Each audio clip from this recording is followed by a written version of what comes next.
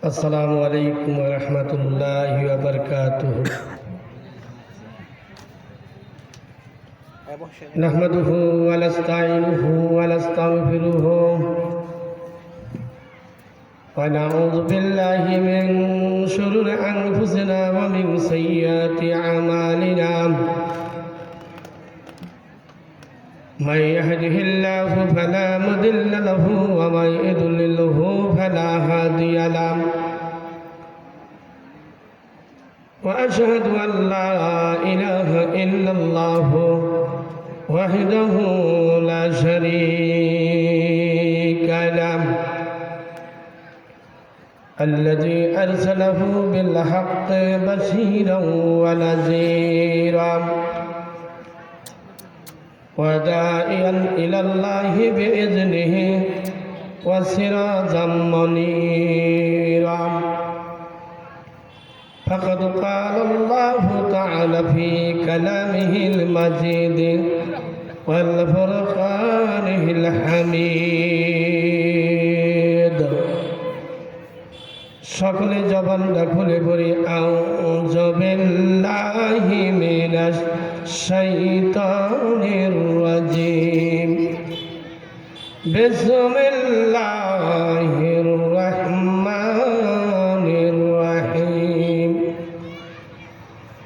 আলহামদুলিল্লাহি রাব্বিল আলামিন আর রহমানির রহিম মালিকি ইয়াউমিদ্দিন। ইয়্যাকা না'বুদু ওয়া ইয়্যাকা নাস্তাঈন। قال الله تعالى في كلامه المجيد وقرن في بيوتكن ولا تبرجن تبرج الجاهلية الأولى. قال النبي صلى الله عليه وسلم الصلاة مفتاح الجنة.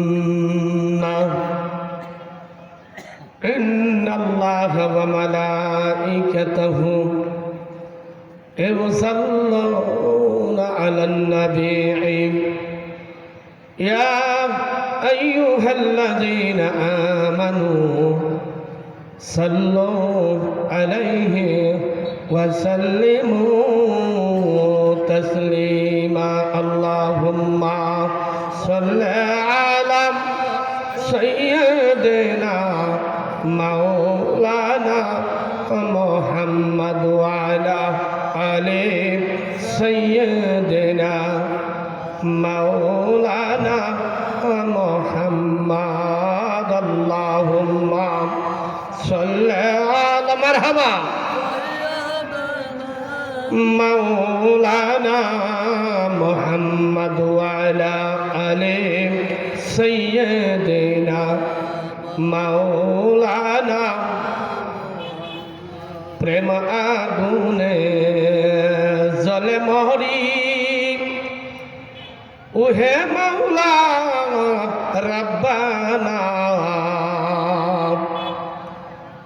আমি যাহার প্রেমের পাগল তিনি হলেন মদিনা। আল্লাহুম্মা সাল্লি আলা مولانا محمد وعلى آل سيدنا مولانا. জিকির করে লা ইলাহা ইল্লাল্লাহ লা ইলাহা সুন্দর লা ইলাহা লা ইলাহা मन गुंजम दर जमीने आसमा लेके गुंजम दर कुलूबे आसमा. ला इलाहा ला इलाहा तो तवंगर गस्ताई अजमाल माम এ জামা কাফের সুদি আজ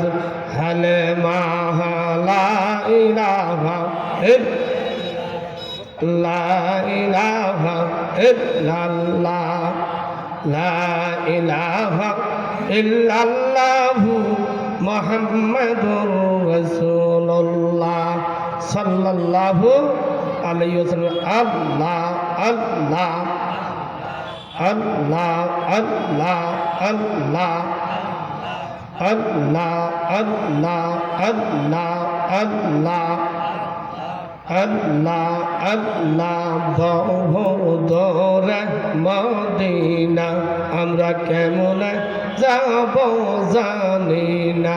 ওই যে দয়ার আল্লাহ দয়া করো দয়ার দয়া করো নিও সোনার মদিনা লা ইলাহা লা ইলাহা ইল্লাল্লাহু বলু রে আমার মন। আলহামদুলিল্লাহ, ঐতিহ্যবাহী কালিকাপুর যুব সমাজের উদ্যোগে 11তম তাফসীরুল কুরআন মাহফিল অধ্যকার মাহফিলের সম্মানিত সভাপতি সাহেব আমার শ্রদ্ধেয় চাচা জনাব মোহাম্মদ আবুল কাশেম সাবেক মেম্বার কালিকাপুর, মাহফিলের প্রধান অতিথি জনাব মোহাম্মদ মেহেদি হাসান বিন সিদ্দিক, মাহফিল উদ্যোগনায় দাবরা ইউনিয়নের একজন সুযোগ্য বিচারক, যার কণ্ঠ শুনলে যার কথা শুনলে মানুষ মনটা নরম হয়ে যায় তুলার মতো, জনাব মোহাম্মদ তৌহিদুল ইসলাম সাহেব আজকের মাহফিলের প্রধান বক্তা, দ্বিতীয় বক্তা, তৃতীয় বক্তা, চতুর্থ বক্তা, উপস্থিত আমার পিতৃ সমতুল্য মুআজ্জাজ সমাবেশকে যুবক ভাইরা, একটু দূরে পর্দা নিশে আমার দোয়ারখিল মা বোনের সকলের প্রতি আমার প্রাণ ঢালা সালাম। আসসালামু আলাইকুম ওয়া রাহমাতুল্লাহি ওয়া বারাকাতুহু। আল্লাহ পাকের দরবারে লাখো শুকরিয়া জানাই যে আল্লাহ পাক আজকে আমাকে হায়াত দিয়ে, সুস্থ দিয়ে, ইজ্জত দিয়ে, মায়া দিয়ে সুস্থ অবস্থা এই কোরআনের মাহফিলে বসতে পেরে আপনারা খুশি না বেজা? খুশি থাকলে চিৎকার মেরে বলি আলহামদুলিল্লাহ। বন্ধুগণ, এটা কোরআনের মাহফিল। কিসের মাহফিল? কোরআনের মাহফিল। কোরআনের মাহফিলে মানুষ বসলে ওলি হয়। মারহাবা করুন। দরুদ সালাম বিশ্বনবী, বিশ্বনেতা সাইয়্যিদুল মুরসালিন রাহমাতুল লিল আলামিন, যেই নবীকে সৃষ্টি করছে আগে পাঠাইছে পরে, চিল্লাই করুন মারহাবা। ওই নবীর প্রতি দরুদ সালাম সকলেই পড়ি সাল্লাল্লাহু আলাইহি ওয়াসাল্লাম। বন্ধুগণ, লম্বা সুরত আলোচনা নয়, সংক্ষিপ্ত আকারে আপনাদের সামনে কিছু কথা বলো মুক্তাসার, যদি আল্লাহ পাক দয়া করে বলে ইনশা। আমি ভূমিকা ছাড়ে আপনাদের সামনে সরাসরি আলোচনা চলে যেতে চাই। আপনাদের সামনে আমি পবিত্র কোরআনের সূরাতুল ফাতিহা আপনাদের সামনে তেলাওয়াত করছি। অসংখ্য হাদিস থেকে 2টা হাদিস তেলাওয়াত করেছি। আমি প্রথম আপনাদের সামনে যে সূরাটা পড়েছি, এই সূরাটা সকলের পরিচিত। সূরার নাম হলো সূরাতুল ফাতিহা। বলেন সূরার নাম কি? এই সূরাটার নাম জানে না এরকম কোনো মানুষ মনে হয় না। যদিও সে কোরআন শরীফ পড়তে পারে না, কিন্তু আলহামদুলিল্লাহ সূরা নামে এই সূরাটা সকলে চিনে না ভাই? পবিত্র কোরআন শরীফের সূরা হলো 114টা। 114টা সূরার মধ্যে সূরাতুল ফাতিহা অন্যতম। মারহাবা করুন। এই সূরাটা আয়াত সংখ্যা হলো 7, নাজিল হয়েছে মক্কায়। কোরআন শরীফ প্রথম আয়াত নাজিল হয় সূরা আলাকের 5 আয়াত, এবং এই 5 আয়াত নাজিল হওয়ার পরপরই সূরাতুল ফাতিহা আমার মহান আল্লাহ তার হাবিবুর নাজিল করছে। চিল্লাই বলেন সুবহানাল্লাহ। এই সূরাটার 7টা আয়াত আছে। কয়টা ভাই? এই সূরাটার অনেক ব্যাখ্যা, অনেক তাফসীর। এই সূরাটাকে সূরাতুল ফাতিহাকে উম্মুল কুরআন বলা হয়। উম্মুল কুরআন, কোরআনের মা। কেন বলা হয় মা? এই সূরাটা আরেকটা হাদিস আছে, এই সূরাটার সমস্ত রোগের শাফা, সমস্ত রোগের ঔষধ মারহাবা কই? বলুন হুজুর কি ঔষধের কাজ করে, কি রোগের কাজ করে? এই সূরাতুল ফাতিহা কেউ যদি ৪১ বার তেলাওয়াত করে কাশের পেটের মধ্যে ফু দিয়া একটা সাপের রোগীর পিঠের মধ্যে বসাই দেয়, মুহূর্তের মধ্যে তার শরীর থেকে সাপের বিষ আল্লাহ পানি করে দেয়। আর একটু জোরে করি। আরেকটা হাদিস শরীফ আছে, এই সূরাতুল ফাতিহা আসরের নামাজের পর কেউ যদি ৪১ বার তেলাওয়াত করে, তেলাওয়াত করার পর কোনো রুগীকে পানি মধ্যে পড়িয়া ফু দিয়ে খিলায়, আল্লাহ পাক তার সমস্ত দেহের রোগকে মুক্ত করে দিবেন। এই সূরাটার দাম এত বেশি, এই জন্য পবিত্র কোরআন শরীফের মধ্যে ৩০ পারার মধ্যে যা আছে সূরাতুল ফাতিহার মধ্যে আল্লাহ তা দান করছে। কারণ এই সূরাতুল ফাতিহা কোরআন শরীফ তেলাওয়াত করতে গেলে, কোরআন শরীফ বুঝাইলে পারে কোন সূরাটা বের হয়? সূরা ফাতিহা। এই সূরাতুল ফাতিহার আরেকটা নাম হল উম্মুল কোরআন, কোরআনের মা। মা ছাড়া কি ছেলে হয়? মা ছাড়া সন্তান হয় না। তদ্রুপ কোরআন শরীফ পড়তে গেলে প্রথম কিয়া কোন সূরা আসে? সূরাতুল ফাতিহা। সূরাতুল ফাতিহা ছাড়া কিন্তু নামাজ হয়? নামাজ হয়? এই জন্য এই সূরাটার দাম এত বেশি। সুবহানাল্লাহ। এই সূরাটার প্রথম কোরআন শরীফ প্রথম সূরা কি? সূরাতুল আল্লাহ নবী সাহাবীদেরকে বসা আছেন, ইত্তে বছর রহমতের ফিরিতা হযরত জিবরাইল এসে হাজির হয়ে গেল। রাসূল জিজ্ঞাসা করলেন, জিবরাইল ভাই এত তাড়াতাড়ি এই মুহূর্তে কেন আসলেন? ওই নবীকেও একটা বিকট শব্দ হয়েছে আসমানের মধ্যে, এটাকে আপনি শুনছেন? রাসূল বলে, হ্যাঁ শুনছি। কিছুক্ষণ পরে একটা ফেরেশতা নবীর দরবারে এসে হাজির হয়ে গেছে। আরো জোরে কন। আল্লাহ নবী ডাক দিয়ে কই, ও ফেরেশতা তুমি কোথায় থেকে আসলা? ফেরেশতা কয়, নবী গো আমি এই পৃথিবীতে আর কোনোদিন আসনি, আজকে প্রথম আসা। সুবহানাল্লাহ। নবীকে আজকে একটা পৃথিবীর আসমানে একটা দরজা খোলা হয়েছে, ওই দরজা আমি বের হয়ে আসলাম। রাসূল বলে, কি জন্য আসছ? ফেরেশতা কয়, নবী গো আপনার কাছে আমি দুইটা সংবাদ নিয়ে হাজির হয়েছি। একটা সংবাদ, দুইটা খুশির সংবাদ নিয়ে হাজির হয়েছি। রাসূল বলে, কি খুশির সংবাদ? দেখো নবী গো, একবার খুশির সংবাদ হলো আপনার উম্মতেরা যদি সূরাতুল ফাতিহা তেলাওয়াত করে বেশি বেশি, সর্বক্ষেত্রে তেলাওয়াত করে, আর সূরা বাকারার শেষের 2 আয়াত যদি তেলাওয়াত করে, আপনার উম্মতেরা ইহকাল এবং পরকালে যা চাইবে আল্লাহ তাআলা তাই দান করব। আর একটু জোরে। কারণ কোরআন শরীফ হলো গাইড বুক, এবং কোরআন শরীফটা মানুষের চলার গাইড বুক। কথা ঠিক কিনা? কোরআন শরীফ মানুষ তো পড়ে না, কথা ঠিক কিনা? কোরআন শরীফ মানুষের একটা মহা ঔষধ।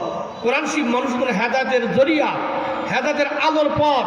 কোরআন শরীফ হলো মানুষের নূর, আলো। সুবহানাল্লাহ। আমার বন্ধুগণ, এই সূরাতুল ফাতিহার দাম এত বেশি কেন? আল্লাহ নবী মসজিদে নামাজ পড়তে গেছেন, হঠাৎ করে হযরত কাব ইবনে আসকে নবী ডাক দিলেন, কাব ইবনে আস তুমি আসো। কাব ইবনে আস একটু গেতে দেরি হলো, কিছুক্ষণ পরে নবীজির কাছে গেছে। সুবহানাল্লাহ। ডাক দে, কাব ইবনে আস আমি তোমাকে ডাক দিছি তুমি শোনো নাই। ডাক দেখে, নবী গো আমি আপনার ডাক শুনছি, কিন্তু আমি তখন নামাজে ছিলাম। কোথায় ছিলাম? নামাজে ছিলাম। নামাজের মধ্যে কাউকে ডাক দেওয়া ঠিক না, কথা ঠিক না, কিন্তু ডাক দিছে নবী। কে ডাক দিছে? নবীজি ডাক দিছে। সুবহানাল্লাহ। নামাজ শেষ করিয়া নবীর দরবারে গেল, নবীর কাছে গেল। রাসূল বলেন, কাব ইবনে আস গো আমি তোমার ডাক দিছি তুমি শোনো নাই। ডাক দেখো নবী আপনার ডাক আমি শুনছি, কিন্তু তখন আমি নামাজের মধ্যে ছিলাম। ডাক দিয়ে কয়, কাব ইবনে আস তুমি জানো না আল্লাহ এবং রাসূল যদি কাউকে ডাকে নামাজ ছেড়ে দিয়ে আল্লাহ এবং রাসূলের কথা শুনতে হয়। রাসূলকে কি বলবেন আমারে বলেন, কি জন্য ডাক দিয়েছেন? ডাক দিয়ে কয়, কাব ইবনে আস গো আমি তোমার দুইটা খুশির সংবাদ দিব, মসজিদের বাহিরে, ভিতরে না। সুবহানাল্লাহ কই ডাক দেখো নবী গো, আপনার হাত আমি ধরলাম, কি শুভ সংবাদ দিবেন আমার একটু বলেন, আমি আপনার হাত ছাড়বো না। শত শত মুসল্লি যদি আপনারা আমি না পাই, আপনি আমার একটা জিনিস সুসংবাদ দিবেন।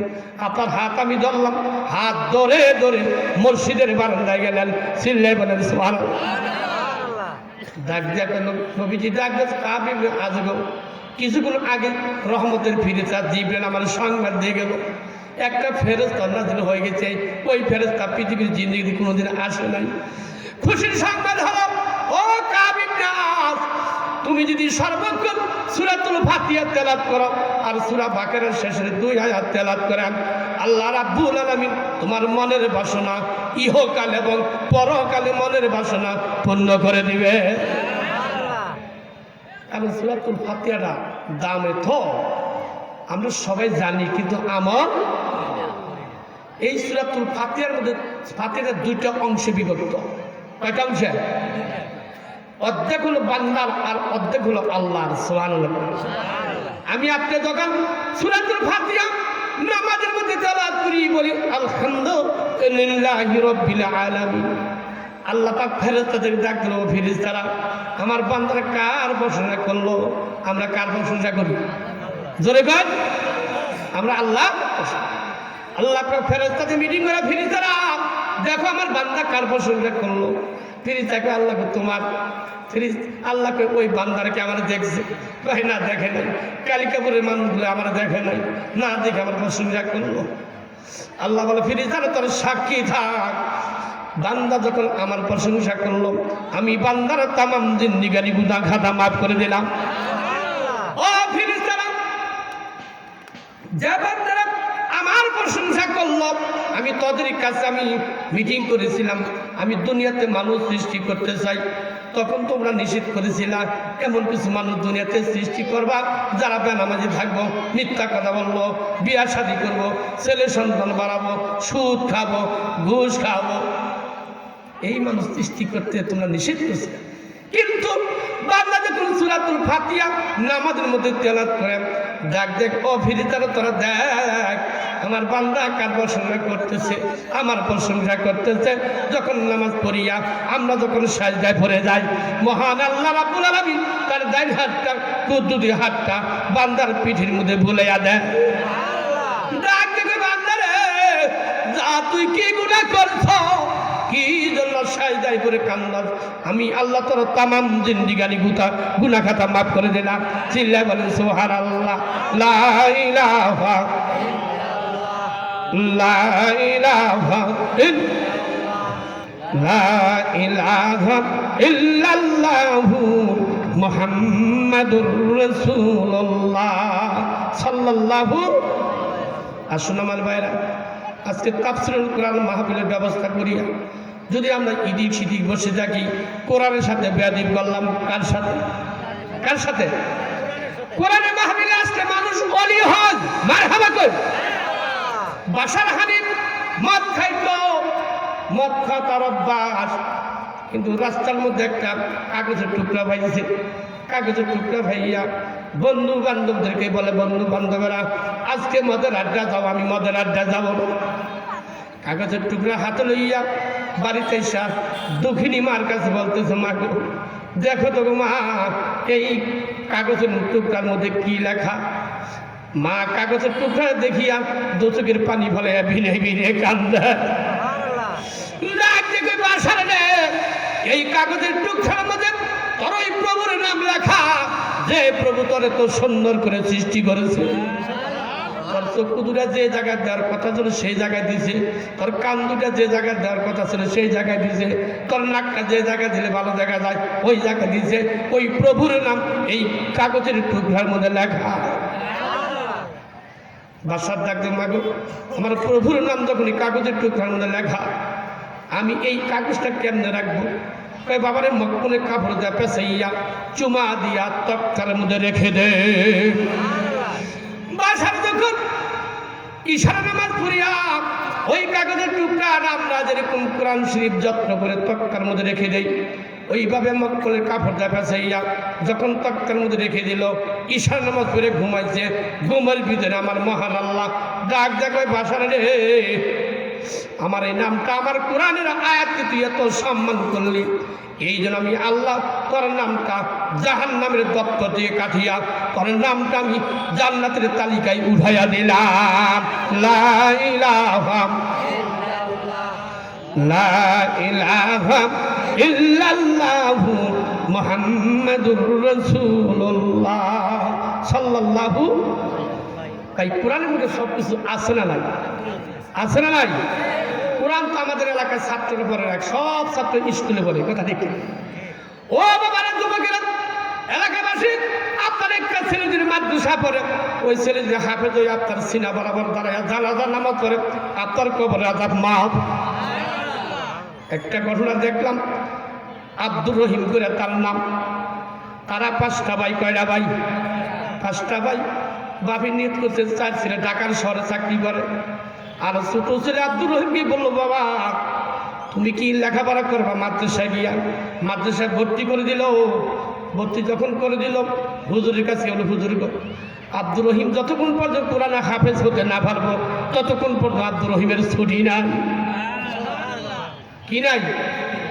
ছুটি নেই। বাংলাদেশের কিছু ছাত্র মাদ্রাসায় ভর্তি করছে, ছুটি নিয়ে গিয়া খালি হুজুর কাছে দরখাস্ত করে, হুজুর ছুটি দেন, নানার বেঁচে যাবো, নানির বেঁচে যাবো। কয় কি কয় না? এবারে হুজুর কয়, আলহামদুলিল্লাহ, কোরআনে হাফেজ যেদিন হবে সেই দিন আপনার ছেলের ছুটি। মারহাবা কই। ছেলেটার সর্বক্ষণ মাদ্রাসায় কোরআন শিব পড়তে পড়তে পড়তে পড়তে 15 পারা কোরআনে হাফেজ হয়ে গেছে। কয় পারা? 15 পারা কোরআনে হাফেজ হয়ে গেছে। এবার 15 পারা কোরআনে হাফেজ যখন হয়েছে, 2 বছর হয়ে গেছে। কয় বছর? হঠাৎ করে ওই আব্দুর রহিম, তার 5টা ভাই, তার বাবা মারা গেছে। বাবা যখন মারা যায়, 4টা ভাই ঢাকার শহর থেকে বাড়িতে আসছে। আয়সা কয়, বাবাকে গোসল দেওয়া, সব কিছু করো, কিন্তু আমার ছোট ভাইরা আছে, এই ছোট ভাইরা তো মাদ্রাসায় পড়ে, ছোট ভাইরার কাছে বলা যাবে না, ভালো আমার ভাই প্রাণে বাঁচবো না। এই ছেলেটা মাদ্রাসায় লেখাপড়া করে, 4টা ভাই বাবারে গোসল গোসল করাবে, সব কিছু করাবে, কিন্তু ছোট ভাইয়ের কাছে বলবে না। ছোট ভাইয়ের কাছে না বলার পরিপ্রেক্ষিতে বাড়িতে এসে তারা পরামর্শ করলো।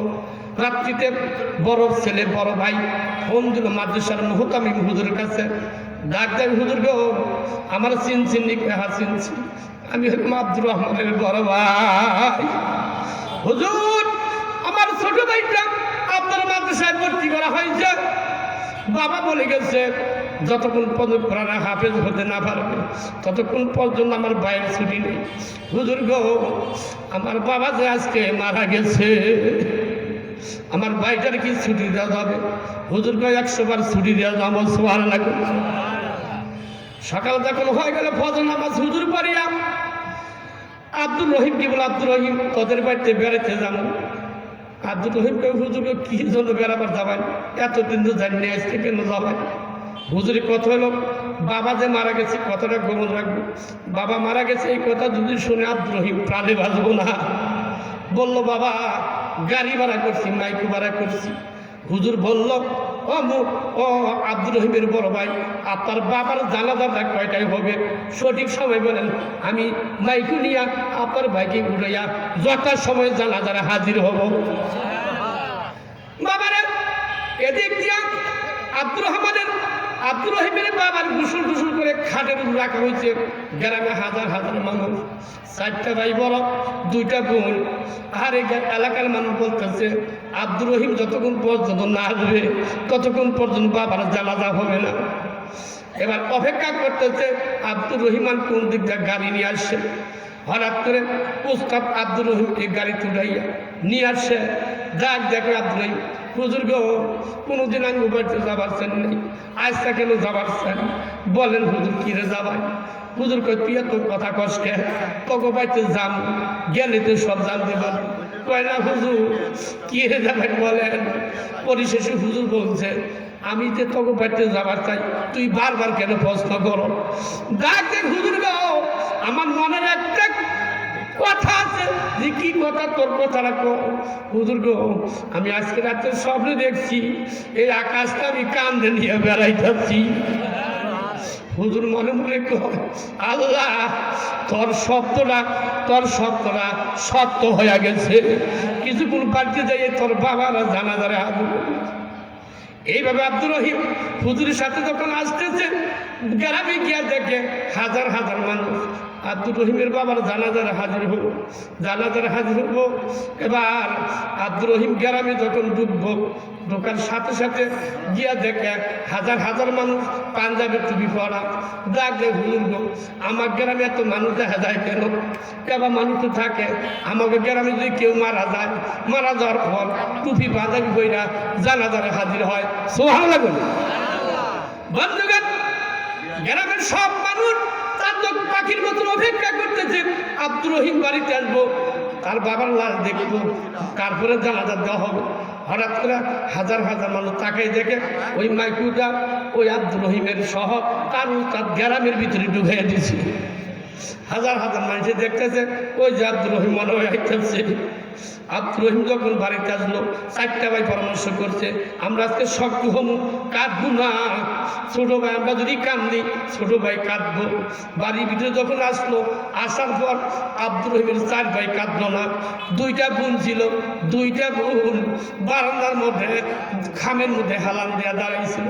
আব্দুর রহিম যখন বাড়ির ভিতরে ঢোকার পর বোন 2টাই আঞ্জাদা ধরে বললো, ভাই গো, বাবা দুনিয়ার জমিনে বেঁচে। কিছুক্ষণ বাবার জানাজার হোক। ঠিক আছে বোন, বাবা আমার 30 করে হাফেজ না হইলে ছুটি দিব না, কিন্তু বাবা ছুটি আমার কাছে চলে গেল। হুজুরকে ডাকতে, হুজুর আমার বাবার লাশটা কি দেখতে পারো? 100 বার দেখতে পাবো। হুজুর আমার বাবার লাশটা দেখান। আমার বাবা আমার কোরআনে হাফেজ হওয়ার পর ছুটি নিয়ে আসবো, কিন্তু বাবার ছুটি নিয়ে আমার কাছে চলে গেল। এইভাবে ডাক্তার হুজুর বাবার সাথে কি আমি বাবার লাশটা দেখতে পারবো? হাদিস কোরআন কি যায় আছে? বাবার কপাল কি চুমা দিতে পারবো?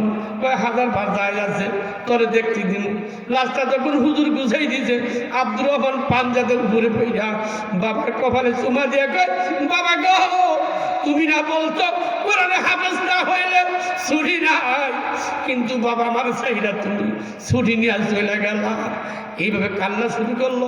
এই কান্নাটা আল্লাহর দরবারে কবুল হয়ে গেছে। চিল্লা বলেন সুবহানাল্লাহ। লা ইলাহা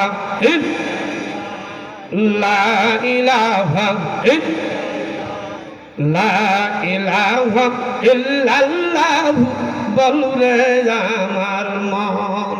বন্ধুগণ আসুন, কোরআন হলো সমস্ত রোগের মহৌষধ। কোরআন দিয়ে যদি দেশ চালায়, কোরআনের বিধান মতো চলাফেরা করি, কোরআনের মধ্যে সব কিছু আছে না নাই? আছে না নাই? যেমন সূরাতুল ফাতিহার মধ্যে যা আছে, সারা কোরআন শুধু তাই আছে। সুবহানাল্লাহ। কোরআনের মধ্যে সব বিধান আছে, সব আইন আছে না নাই? আজকে আমরা কোরআন ছেড়ে বিচার করি, কোরআন বাদ দিয়া মানুষের মন মতো বিচার করি। এই জন্য আমাদের উপরে গজব, আমাদের উপরে দুনিয়ার আযাব গজব হচ্ছে। কথা ঠিক কিনা? কারণ এক লোকে কোরআন দিয়ে বিচার করি।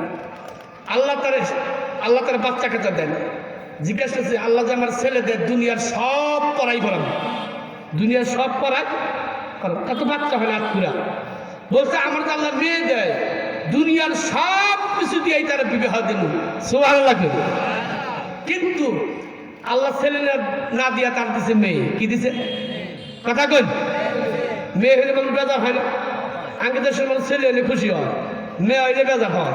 অর্থাৎ হাদিস শরীফ আছে, যার 3টা কন্যা 3টা মেয়ে, রাসূল বলছে 3টা কন্যা মেয়েকে শিক্ষা স্বীকৃতি করিয়া পর্দা বিধি পড়াইয়া যদি 3টা মেয়েকে সুপাত্রের হাতে রেখে দিয়া ওই মা বাবা যদি মৃত্যুবরণ করেন, আমি মুহাম্মদ সাল্লাল্লাহু আলাইহি ওয়াসাল্লাম ওই 3 কন্যার মা বাবার সাথে একই জান্নাতে থাকবো। তাহলে মেয়ে হইলে লাভ না লস? লাভ, বরকত। যার সংসারের প্রথম মেয়ে হয়, আল্লাহ তার সংসারে বরকত দান করে। সুবহানাল্লাহ। কিন্তু আমরা মেয়ে হলে কি হই? আল্লাহ দিচ্ছে মেয়ে, নিয়ত করছে যদি মেয়ে হয় দুনিয়ার সব কিছুতে বিয়া দিল।